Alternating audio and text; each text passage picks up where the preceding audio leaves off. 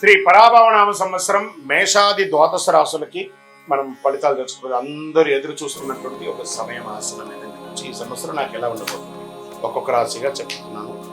అన్ని వర్గాల వారిని దృష్టిలో పెట్టుకునేదో ఈ రోజు రేపట్లో అన్ని మాధ్యమాల ద్వారా రకరకాలుగా భిన్నంగా ఉంటుంది వింటున్నాం కదా. అలా కాకుండా అస్సలు ఎలా చెప్పబడింది జగద్గురుడు యొక్క పంచాంగంలో నుంచి వాడి యొక్క మంచి సిద్ధాంతులందరూ కూడా దీన్ని కూర్చొని పెద్ద పండితులందరూ కూర్చొని రాసినటువంటి విషయ ఆలోచనల నుంచే మనం మీకు చెప్పడం జరుగుతుంది. ఈ సంవత్సరం మేషరాశి ఫలితాలు ఎలా ఉన్నాయంటే అశ్విని భరణి కృత్తిక మొదటి పాదానికి జన్మించిన మీరు మేషరాశి వారిగా పరిగణించబడుతున్నారు. ఈ పరాభవనామ సంవత్సరం మేషరాశి వారికి పరీక్షలతో కూడినటువంటి పురోగతి కూడా ఉంటుంది. ఎందుకంటే ఏళ్ళనాడు శని నడుస్తుంది, ప్రారంభ దశ. ఒక్క శని మాత్రమే బాగాలేదు, మిగతా గ్రహాలన్నీ బాగానే ఉన్నాయి కదా. ధైర్యం క్రమశిక్షణ ఉంటే ఈ సంవత్సరం మంచి మార్పులు తీసుకొస్తారు. ఈ గ్రహ గోచార స్థితి ఈ సంవత్సరంలో మొత్తం శని మీ మీనరాశిలో 12వ స్థానంలో సంచరిస్తున్నాడు. ఇది ఏళ్ళనాటి శని యొక్క ప్రారంభ దశ అని చెప్పచ్చు.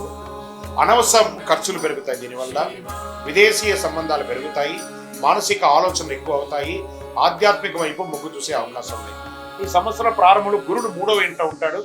జూన్ 2, 2026 గురు 4వ ఇంటికి కర్కాటకంలోకి ప్రవేశిస్తున్నారు. అక్టోబర్ 31, 2026 గురు 5వ ఇంటికి సింహంలోనూ, జనవరి 25, 2027 ప్రగతిలో తిరిగి మళ్ళీ 4వ ఇంటికి వస్తున్నారు. ప్రభావం విద్య మరియు జ్ఞానాభివృద్ధి ఉంటుంది. గృహంలో సౌకర్యం పెరుగుతుంది.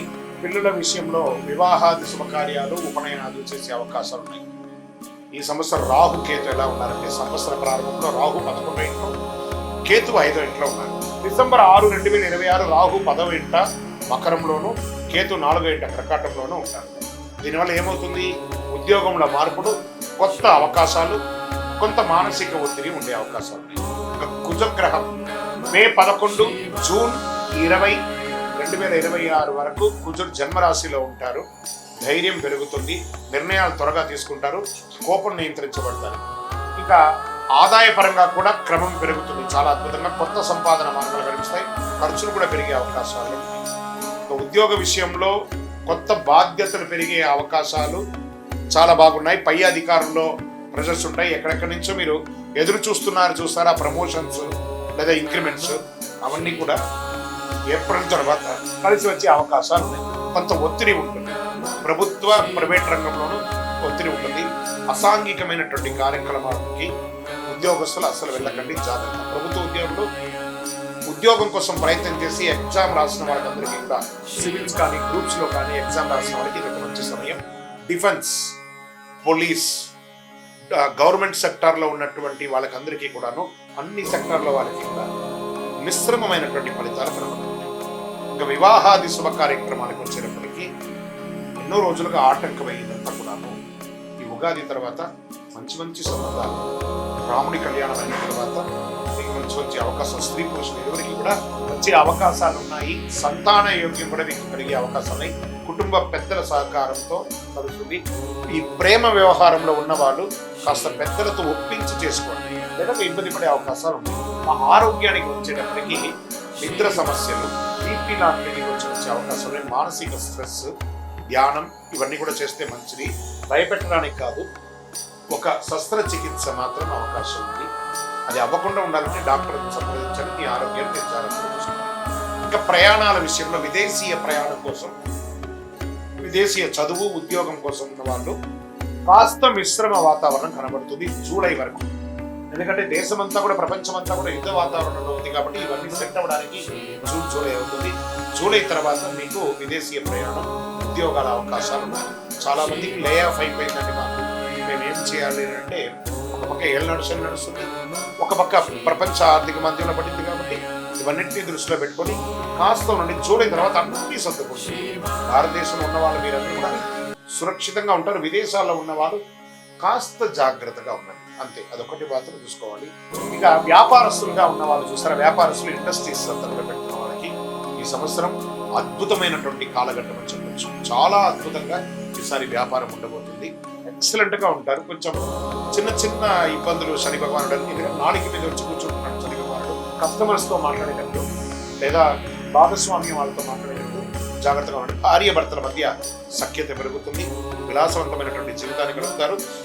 టూర్స్, ఆధ్యాత్మిక టూర్స్ లేదా ప్రైవేట్ టూర్స్ కూడా వెళ్ళే అవకాశాలు బాగా పెరుగుతాయి. విద్యార్థులు చాలా కష్టపడి చదవాలి కానీ మంచి ఉత్తీర్ణత పొందే అవకాశాలు బాగా ఉన్నాయి. వ్యవసాయదారులకైతే మెండైనటువంటి సంవత్సరం ఈ సంవత్సరం. చాలా అద్భుతంగా ఉంటారు వ్యవసాయదారులు. ఇప్పుడు ఈ నక్షత్రాల వారిగా ఈ సంవత్సరము ఎలా ఉంది అని చూస్తే, అశ్విని నక్షత్రం కొత్త అవకాశాలు, వ్యాపార ప్రారంభానికి అనుకూలం, ప్రయాణాలు ఎక్కువ ఉండే అవకాశాలు ఉన్నాయి మేషరాశి.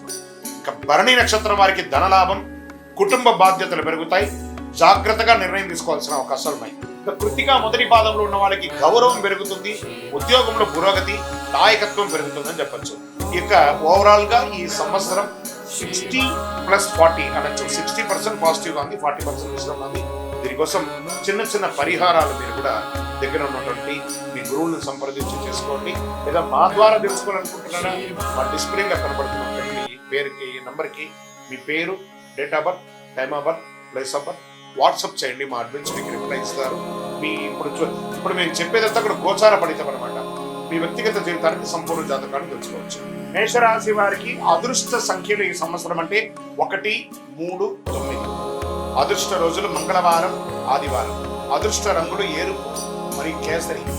ఈ సంవత్సరం చేసుకోవాల్సిన పరిహారాలు ఏమైనా ఉన్నాయంటే, సుబ్రహ్మణ్య స్వామి దేవాలయాన్ని సంప్రదించండి, బాగా దర్శించండి. వెళ్ళి అక్కడ కావడి ఉంటుంది, ఆ కావడి బట్టి పాలాభిషేకం చేయండి. శివాలయాల్లో అభిషేకం చేయండి. ఎర్రని విష్ణువుతో భగవంతుడికి అర్చన చేయండి. పేదవాళ్ళకి మంచినీళ్ళు, వస్త్రము అవన్నీ చేయండి. ఒక చలివేంద్రం ఏర్పాటు చేయండి.